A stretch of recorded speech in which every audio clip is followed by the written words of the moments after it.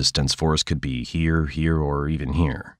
This beautiful cat's your mom, and she picked this cozy little rock crevice because it's just big enough for her and too small for anything that would want to eat you. Smart move, especially if you're about to pop out two completely useless newborns. That's you, blind, deaf, and barely stretching to a majestic 5 inches. You're officially the smallest cat in the world. What a title. For the first week of your life, the world is just a blur of darkness and milk.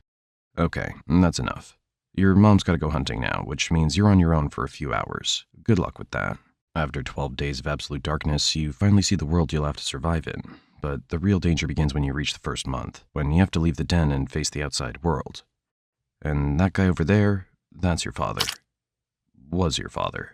Your first days after leaving the den are all about watching your mother, learning her hunting techniques, and figuring out how to survive. Because, as you can see, the brutal laws of this world are definitely not in your favor. No worries, though, because your footpaths are soft and narrow, allowing you to move silently across even dry leaves. Good thing, because at your size, everything with a mouth is a potential landlord for your final resting place.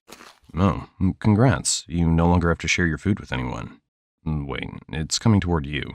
Usually when you feel threatened, you rely on 3 defense strategies developed over millions of years. The first one, completely freeze. It's hard for predators to detect you when you're in this mode.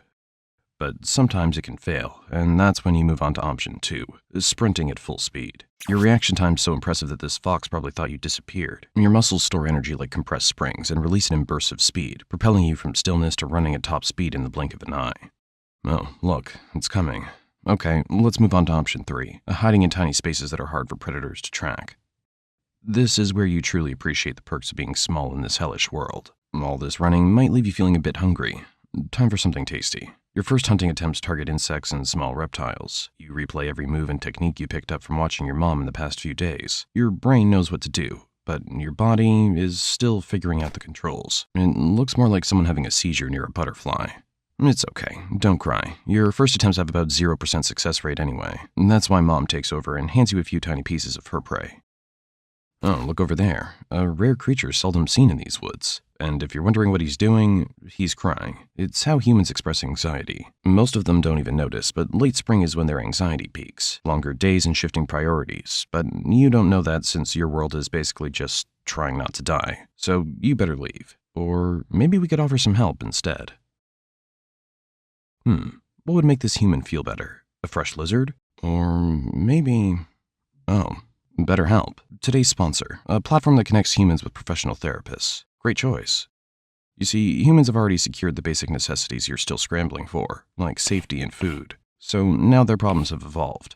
Things like comparing their lives to others on social media and spiraling because someone else seems to have it better. This leads to deep dissatisfaction with themselves, a relentless pursuit of perfection, and impossible standards to transform their lives. But that doesn't solve the problem. It just makes it worse. They don't truly realize that the solution to their anxiety is talking to a licensed therapist. And that's exactly what BetterHelp makes easy. With over 7,000 reviews and a 4.3 Trustpilot rating, they can just fill out a short questionnaire and get matched with a therapist who will help them set goals and that don't destroy their soul. And get this, 69% of BetterHelp members report improved anxiety symptoms after just 6 weeks. Without a doubt, the best solution for this human's anxiety is BetterHelp. They can now use the link in the description to get 10% off their first month.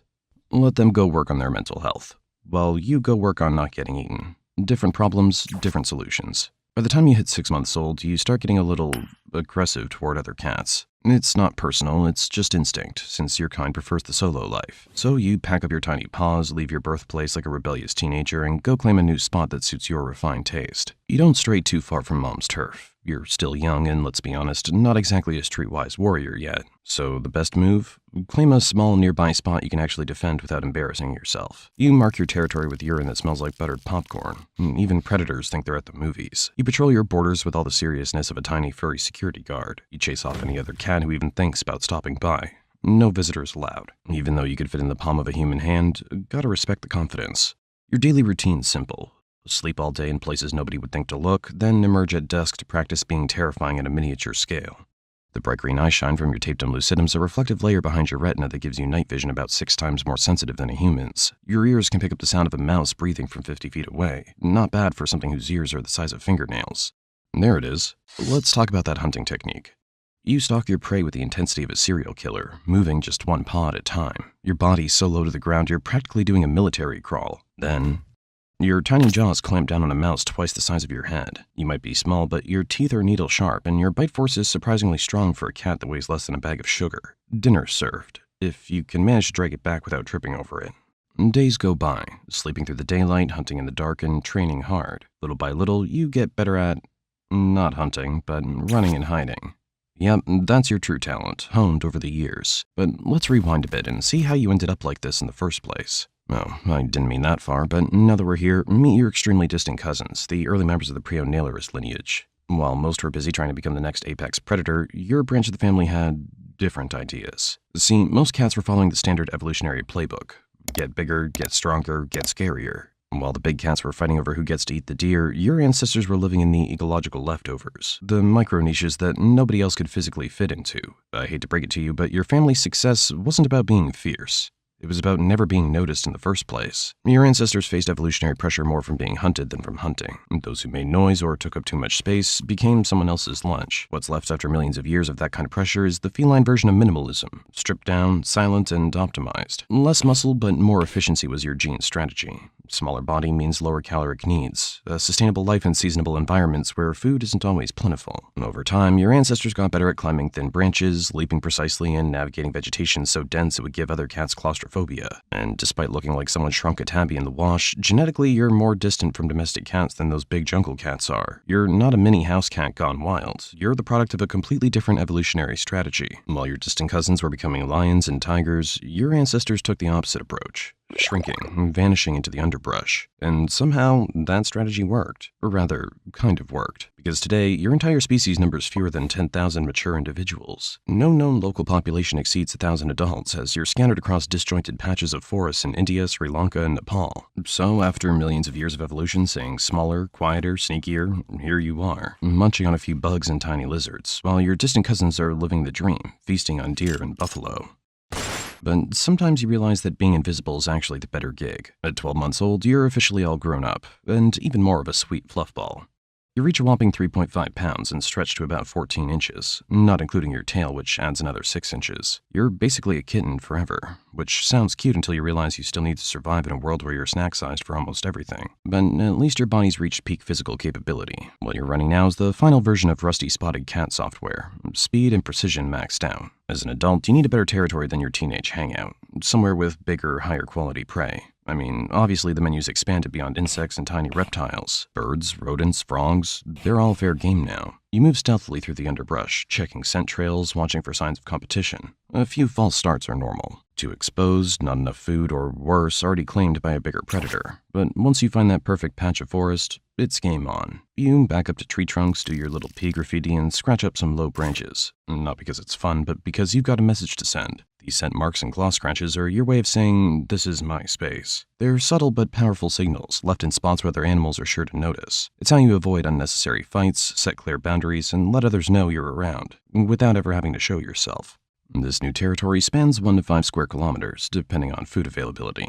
Across your kingdom, you've set up a secret network of hideouts, favorite trees, rock formations, and dense thickets. Each one is linked by tiny VIP-only pathways that only something your size can zoom through at top speed. It's basically your own personal escape route system, because you never know when you'll need to vanish like a ninja. Those oversized eyes and satellite dish ears detect movements other predators miss completely. Your whiskers map three-dimensional space with millimeter precision, a built-in radar system that works in absolute darkness. Oh, you found something. It looks delicious. It never detects your approach. The attack happens so quickly the rat's brain hasn't even registered danger before your teeth find their mark. Oh, weighs almost as much as you do. Yeah, you usually take down prey nearly your own size, completely defying the laws of predator-prey relationships. Sometimes, when you're bored, you venture out and discover areas beyond the deep forest. You've adapted to forest edges, agricultural borders, even the outskirts of rural villages where rodents concentrate around human food stores. Dude, this place is basically a 24/7 snack bar, and you won't even have to worry about predators here anymore. Oh, and there's something worse than predators. Those farmers have no idea you're out here protecting their grain. While they set traps and put out poison, you silently eliminate more rodents than their efforts ever could. You're the pest control service that never sends an invoice. Your existence maintains ecological balance. Without you and your kind, rodent populations would explode unchecked, destroying vegetation and spreading disease throughout your forest home. During monsoon season, you shift operations to higher ground. While other predators struggle with flooded hunting grounds, you've already relocated to drier territory where prey is more concentrated. Oh, and by the way, your menu gets an upgrade this season, and flying termites become your new favorite dish. Once the heavy rain triggers their mass emergence, you position yourself near termite mounds for the ultimate aerial buffet. Tastes like sushi, right? Okay, time to head back for a quick nap. Gotta recharge for your next stealth mission. As an adult cat, your daily routine's all about moving under the cover of darkness. You're primarily nocturnal with bursts of activity at dusk and dawn, those perfect hours when prey stirs but can't match your low-light vision. You rotate between carefully chosen hunting grounds, shifting from one to another depending on where the prey is most active. Between hunts, you groom yourself with almost obsessive precision, not just to keep your coat in top shape, but to scrub away any scent that could betray your presence. Every move you make is calculated for stealth, efficiency, and survival. After a short while, you start to feel something weird, like something inside you got switched on. Your behavior shifts immediately. You roam farther, vocalize more than your usual silence permits, and leave scent markers with increased frequency. It's the feline version of putting yourself out there, just with more urine and less awkward conversation. Oh look, I think this is what you were looking for. The courtship begins. Tail flagging signals, brief chases through undergrowth, and mutual grooming sessions that might appear tender if they weren't just biological programming in action. The actual mating is quick but repeated over several days. Neither of you is interested in long-term commitment. The whole affair is just a series of brief encounters before you go your separate ways. But let's assume you're a female instead of a male. After a gestation period of 65 to 70 days, you'll select a birthing den so well hidden that researchers almost never find them. Yes, seriously. Your criteria: maximum protection, minimal chances of discovery. You're on your own for this. The father of your kittens is already territories away, completely uninvolved in what happens next. Single motherhood is the only option in your species. Your litter will be small, just 1 to 3 kittens. Quality over quantity when resources are limited and your body can only support so much with its minimal frame. For the first month, those kittens are completely dependent on you. At 4 weeks, they'll begin following you outside, watching your every move with an intensity that borders on obsession. You communicate with them using low-frequency calls, almost below the hearing range of most predators. Even your maternal instincts are shaped by the need for stealth. You never actually teach them to hunt. They learn by watching you. They practice pouncing on leaves, siblings, and unfortunate insects until their coordination matches their instincts. Eventually, they'll leave. No ceremony, no fanfare. One day, they simply don't return to your den, having slipped away to establish their own territories. And then you're alone again, exactly as you've evolved to be. A solitary specialist in a world that has no idea you exist, until the moment you strike. Other predators rely on raw power. You've developed something better. The ability to completely flatten your body, sliding under debris or between rocks while stalking prey. The ultimate cheat code to spaces other hunters can't access. Fast forward 3 years. You've reached the elder stage of rusty-spotted cat life. Your experience now outweighs raw speed. But something feels different. Your hunting grounds are changing. Strange scents fill the air, acrid and unnatural, and the ground trembles with mechanical rhythms. It began with distant roars that scattered birds and made prey vanish. Then humans arrived with devices that felled trees, sending thunderous crashes through your territory. Each day, they pushed deeper into your world. Initially, you adjusted, shifting routes, avoiding destruction zones, and finding new hideouts. You've always been adaptable. But changes accelerate. The dense undergrowth that provided perfect hunting cover is gone. Your network of pathways leads nowhere, just bare earth and stumps where forest once stood. Territory boundaries end at freshly churned soil. The food web unravels. Rodents flee, birds relocate, and even insects grow scarce. You expand into unfamiliar areas, but competition's fierce as other creatures seek refuge from the same destruction. You're forced into marginal habitats, too exposed and too dangerous. Your hunts grow desperate and unsuccessful. Those muscles once primed for explosive speed waste away as meals become rare. One morning, massive machines approach. The ground vibrations rattle your bones. You flee, abandoning your last suitable habitat. You find yourself in alien terrain, in fields where forests stood, with only thin vegetation strips between vast open spaces. Night brings new dangers, blinding lights racing along hard black rivers. Well, this world just keeps getting weirder. Your evolutionary advantages are useless in this exposed landscape. You bolt across one of those black river... Oh, that's not a river. Wait, something's coming closer. The driver doesn't stop. Doesn't even notice what they hit. Just another shadow, too small to matter. Rain washes away blood traces, erasing evidence you ever existed, while machines continue consuming forests miles away. The IUCN lists your kind as near threatened, but that term hardly captures reality. Your evolutionary advantage, invisibility, has become your weakness. How do you save something that most people don't know exists? And I really wonder what'll happen to this world after your extinction, especially since you maintain the ecosystem balance by controlling the number of rodents and insects that destroy plants and spread diseases. What a shame.